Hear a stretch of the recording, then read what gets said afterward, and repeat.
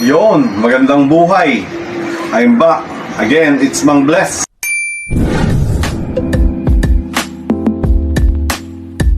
Para sa Real Talks.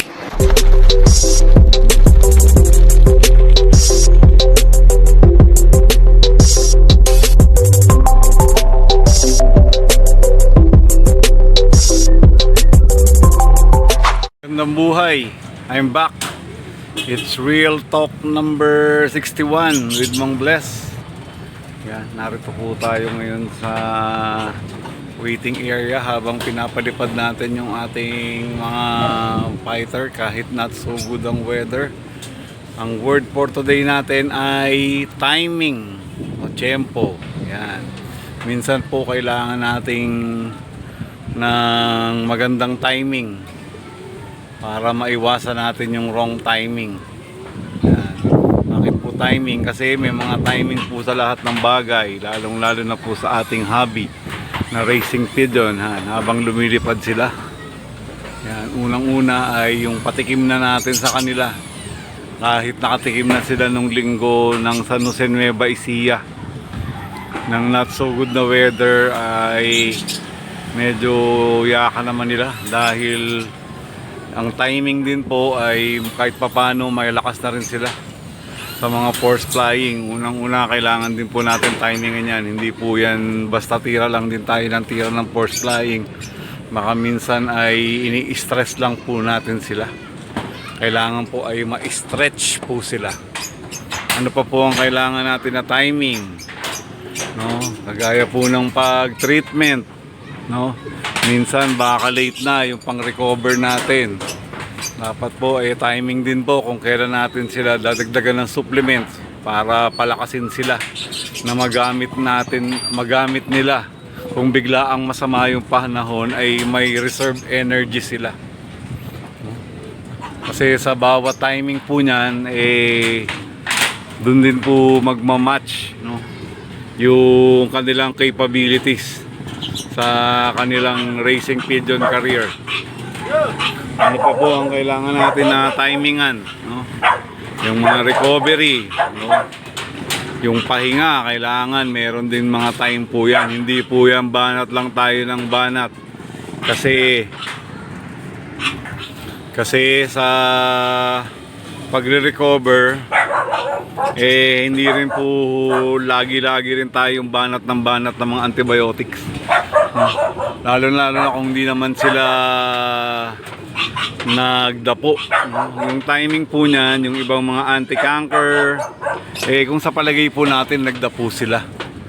Pero sa panahon ngayon, lalo na nung nakaraan, yung iba siguro mga napagod, kailangan nyo siguro ng kahit papano ng antibacteria. Hindi po antibiotic, antibacterias lang. No, para hindi lang po maipon, no? Marami po kasing lasting timing kahit sa buhay natin, pag tinimingan natin ang mga pagkagandang pagkakataon, maganda yung result. Pero pag minadali natin ay hindi rin po maganda yung nagiging result. Kailangan din po ng patience sa mga timing sa buhay-buhay, lalong-lalo na po sa kalapate. Hindi rin po yan minamadali, no? Kasi kahit gaano ka tindi ang ating kaalaman, kung hindi rin naman natin alam kung saan timing na i-apply yan, hindi rin po magmamatch, no? Kaya dyan po sa pagta-timing din, dahil syempre sa kalapati natin timing din ang ang clocking.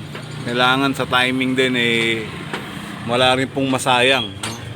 Kaya yung disiplina ng timing kailangan nating laging maituro sa kanila para hindi tayo magkikwento na mga sad story na gusto pa natin na pinagtatawanan tayo, no? Na kesyo nagdapo ng matagal, magagalit pa tayo sa kalapate. Pero kung re-reviewin po natin, kung hindi po natin sila disiplina, isa pong malaking factor yan. Pero sa ating timing din, syempre talagang may mga pagkakataon na uncertain, no? Na timing, no? Kagaya ko, yan, ngayon habang lumilipad sila, biglang may nagre-renovate, 'di ba? Yun po yung mga habang nag-aabang biglang may mga distraction, no? Mga biglang nagpe-fiesta pag linggo, yung mga quitties, no? Ganyan po yung mga timingan natin na not so good. Pero sa kanila, no, sa timing din, no, kung paano natin sila i-prepare, no, yung mga treatment, hindi yung mga pag sa mga middle na tayo magpupurga at maghahabol pa, no. Kailangan po timing yan, preparation bago pa lang. Dahil malapit na naman akong mag-overtime, no, check lang lagi natin yung mga time natin sa buhay-buhay, no, timing sa pamilya, timing sa mga pangarap natin para sa kanila, at syempre yung timing din ng kung talagang nata-time na para tayo ay manalo at mag-overall. Kasi kahit gaano pa kadami ang alaga natin, minsan lamang, pero hindi mo magagarantya na ano, na kaya mo talagang manalo kagad, no? Tiyempo din yan.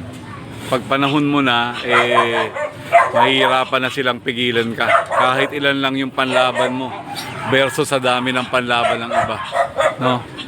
At dahil dyan, sa marami pa nating timing na kailangan sa kalapate, no? Sa timing ng breeding, sa timing ng racing, sa timing ng mga release ng singsing, no? Kasi sabi nga po ni Sir Rayso, hindi na po ako nga actually hindi pa po talaga ako marunong sa mga feather plucking, o yung nagbubunot o yung naggugupit, no? Kasi kung talagang timing yan, pag release ng singsing, sakto po yan sa pag-edad nila na makukumpleto po yan.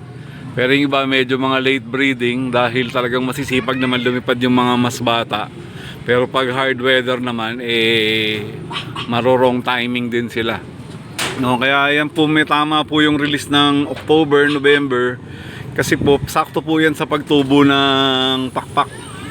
Kaya yung ibang matatagal na talagang medyo alam po yan, no? Din po natin matatimingan minsan kung sino yung mga talagang speedbird o pang derby. Kasi normally ako sa experience ko po ay yung mga past molting ay yung time nila ng pag-molt na mabibilis mostly sa experience ko ay mga sprinters po sila.